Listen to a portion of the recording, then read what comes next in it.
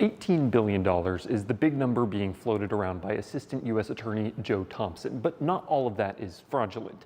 That $18 billion is an estimate of the total worth of 14 programs that the U.S. Attorney's Office is currently investigating. It's unlikely that 100% of that money is currently being defrauded, but Thompson said, quote, a significant portion of the money could be fraudulent. Thompson, who spoke on behalf of the office while U.S. Attorney Daniel Rosen was out, announced several new defendants in the state's autism centers and housing services programs. The new defendants included several Minnesota residents as well as a pair of defendants who Thompson said had engaged in, quote, fraud tourism, traveling from Philadelphia to commit fraud in the state of Minnesota. Thompson went on to show 14 different Medicaid programs that he described as having significant fraud problems. Those programs have cost Minnesota $18 billion since 2018 and $3.5 billion since 2024, and each one is currently being investigated by the office.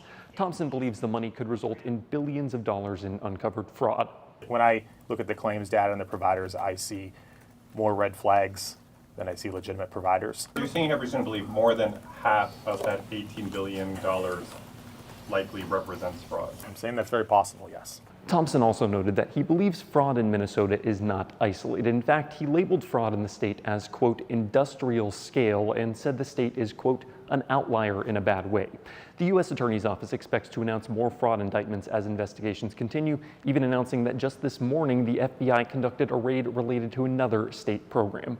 Reporting in St. Paul, I'm Quinn Gorham.